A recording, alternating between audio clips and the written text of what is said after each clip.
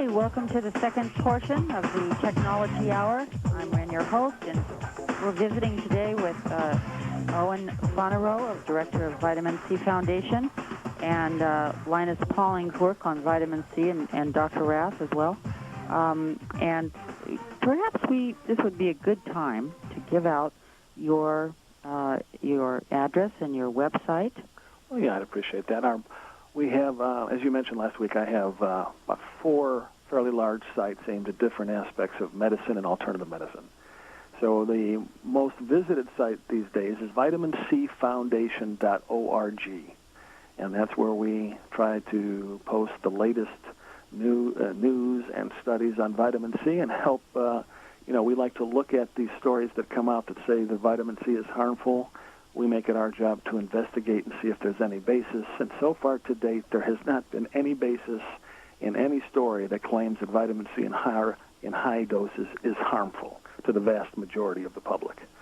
We also, the first site that we ever started was after we found the video on heart disease, where Linus Pauling is saying that high doses of vitamin C and lysine can control, even cure cardiovascular disease. Is paulingtherapy.com, and Linus Pauling's last name is Pauling, and then therapy.com. And again, we wanted to post the site because the way that medicine has worked in the past is the people that made these discoveries were forgotten, and then when it becomes so obvious that they can't ignore it anymore, somebody else steps up as having invented the therapy, and we want to make it very clear that this was Linus Pauling's last contribution to humankind, and so we try to honor him with the fact that of his invention, and trying to make it a little easier than reading maybe the technical papers on what exactly the theory is, and then we have a lot of testimonials that we've collected over the last 5 or 6 years. And we've tried to put people's names and phone numbers to some. It's always dangerous, but you can talk to the people who have experienced basically reversals in heart disease. Mm-hmm. And then we maintain another website called Bolin Report, B as in boy, OLEN report.com. This is a daily newspaper of health news, but we look at it for the stories that the regular news would ignore, and that is all the studies that come out every day on vitamin C and antioxidants and that type of thing. Excellent. And this is what we call in the medical field orthomolecular or ultramolecular medicine. That's correct. Which has brought us to the point where even before we had the gene coding, we had orthomolecular medicine because we had understandings of the interrelationship and pathways on electrical cellular basis. So cellular nutrition is been with us for 20 years anyway. At least. You know what's interesting is since we've been talking about vitamin C and proline, I don't know if you've got a chance to interview Dr. Matthias Rath or anybody who is promoting his current program, but they have made another exciting discovery about the very same ingredients with respect to cancer. I'm not sure if you want to go into that right now or not, but it's why not? I mean, sure. Basically, and I may have the numbers wrong, and I think they're slightly proprietary, but something around 14 grams of vitamin C, 12 grams of lysine, 2 grams of proline, and green tree extract is what Dr. Rath is now saying halts or stops cancer in its tracks. And he has a very sophisticated program. And I must assume that what's happened is through these years of treating people with these substances for heart disease, they started to notice that cancer was stopping at the same time. Sure. And so exactly what you said, they call it cellular medicine, and it seems it seems to be a cure-all. And I'm sorry about that, but it's one of these things where there's no question that many of the ills of mankind have to do with us not making vitamin C in our livers there like you animals go. do.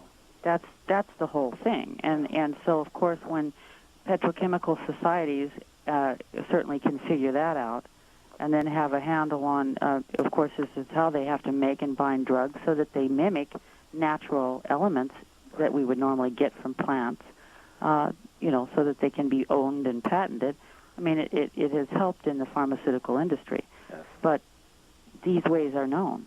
Well, what's interesting, too, is, and one thing I've noticed, and you probably, the classically trained physician knows that the substances, the prescription drugs that he is prescribing have an effect, but they also have a toxicity. And so he normally will try the smallest amounts that can provide the desired effect. So they kind of go upward until they get, knowing that they're increasing the danger to the patient. And to jumpstart and to save lives. To get maybe somebody that is in a desperate need where finally they end up at the doctor's office and hear, whoa, it's life-saving. Right. They need the drugs. Right. And so what I was going to point out, though, is that while they start very low because they're toxic, the orthomolecular paradigm that I think the orthomolecular doctors are beginning to discover is it's a completely opposite.